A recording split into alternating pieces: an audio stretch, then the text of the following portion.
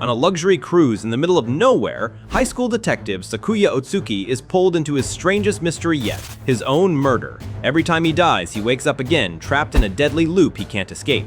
With his loyal assistant Lilithia by his side, each clue brings them closer to the truth, but also closer to danger. Can he solve the case before time runs out, or will he keep dying forever? Comment below, what country are you watching this anime from? The first episode of this anime begins with a boy named Sakuya, a high school student who also works as a detective alongside his father. He believes that a detective is like an ocean wave. The criminal spends so much effort building a sandcastle, only for the detective to come in at the end and wash it all away. The wave isn't good or evil, nor kind or cruel, it simply restores everything to its natural state. And if a detective is like a wave, then his father, Otsuki Tatsuya, is the greatest detective in history, more like a massive tsunami that swallows the entire shore. No matter the case, he solves it completely, crushing it into nothingness. At the end of this monologue, we discover that these words are actually a daily note. Sakuya writes as a kind of personal will. After that, Sakuya walks in on his assistant Lilithia, who is sitting alone after everyone else has gone to meet a client. She's sniffing his suit, and he arrogantly assumes it's because he's wearing a charming fragrance. But Lilithia shocks him by saying she smells medicine, and that it looks like he's been spending time again with the attractive school nurse who's nearly 30. Sakuya pretends he has no idea what she's talking about, but she continues, explaining she can smell disinfectants and medication, along with a faint trace of perfume. The medicine scent must be from the nurse's office, while the perfume is from the new spring collection, Vivialis, which is far too expensive for a high school girl to afford. Sakuya tries to explain that she misunderstood. He just got a scratch on his leg during gym class and couldn't ignore it while his friends were staring. The nurse got worried when she saw the injury and examined his whole body. She was only doing her job. When Lilithia hears this, she becomes even more suspicious that something inappropriate may have happened, but she apologizes anyway, saying it's her duty to keep an eye on him and make sure he doesn't do anything improper. After all, she's the assistant to Detective Sakuya. He feels happy hearing that title, even though his father has never considered him a fully qualified detective. Lilithia reassures him that she'll always be by his side, and that's how he'll eventually become one. She then tells him that his father suddenly left for the airport after receiving an urgent call. A plane called XX999, flying from Changi Airport in Singapore to Japan, has been hijacked. The shocking part: the hijacker is a 9-year-old girl holding 179 passengers and crew hostage. Since they called his father, it means they believe Otsuki Tatsuya is the only one capable of resolving the situation. Sakuya then asks about his own assignment for the day. Lilithia tells him he has to investigate a case of marital infidelity.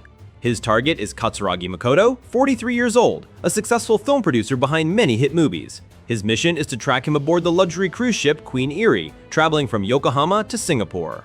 They head to the ship, which is the largest cruise liner in Japan, capable of carrying 1,100 passengers. There, they spot Katsuragi carrying many bags. He's known for frequently buying suspicious items and has rented an apartment in central Tokyo where he stores large amounts of luggage, though no one knows what's inside. Are they gifts for a woman or something more secretive? What's even more puzzling is why he's on this ship in the first place. Lilithia reveals that the ship's owners are hosting an interview with the actress Hagamine Yoru as part of a joint promotional campaign with a travel company. She's a rising new actress selected specifically for a film project. The investigation begins, and their first destination is the Queen Erie Circus. It's their first time attending a circus. On their way, they unexpectedly run into Suzurugi and are surprised to see him on such a luxury cruise. He explains that his younger brother gave him 2 tickets since he's on vacation. He then mocks Sakuya for being lazy and jokes that Lilithia is stuck taking care of him, adding that if she ever needs a skilled lawyer, she should contact him. Then he leaves. At that moment, Sakuya feels uneasy. Having both a detective and a police officer on the same ship is troubling.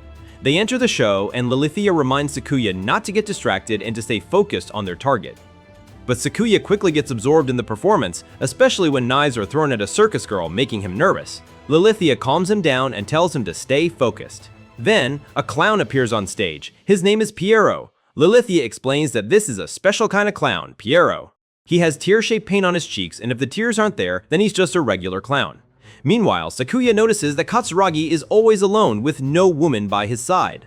When he points this out, Lilithia casually suggests that maybe he isn't cheating with a human. Maybe it's a cat or even a cactus. Sakuya is completely shocked by her response and thinks to himself that she's always been strange ever since he met her. He recalls that he first met her during one of his father's cases, and after it ended, she had nowhere to go, so she joined their agency. The next act begins, and Lilithia reads from a booklet about the Globe of Death, one of the main attractions where performers ride motorcycles inside a giant sphere.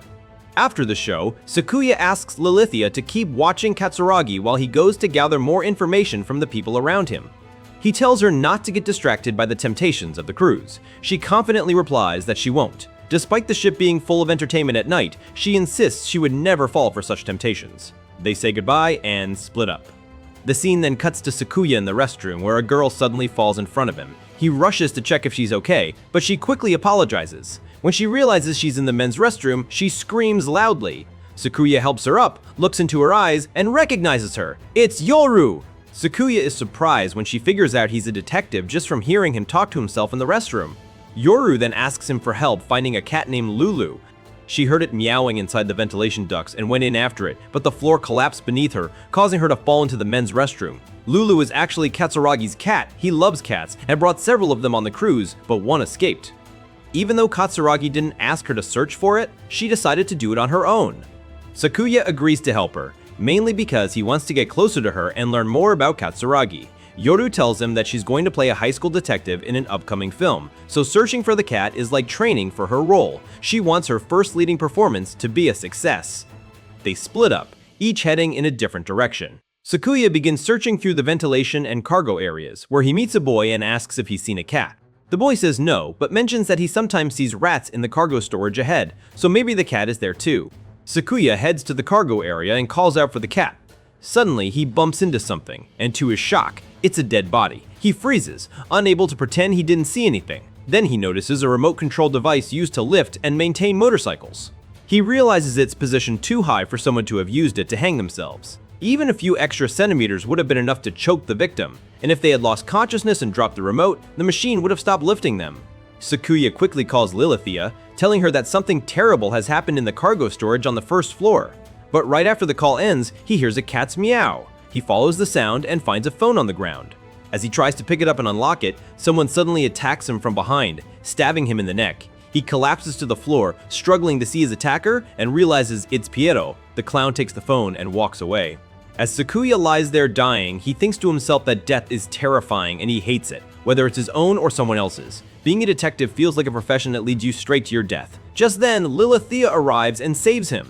She looks at him and says calmly, "You died again." And with that, the first episode comes to an end. Stay tuned for the next episodes. If you enjoyed the video, don't forget to subscribe and turn on the notification bell so you don't miss anything new.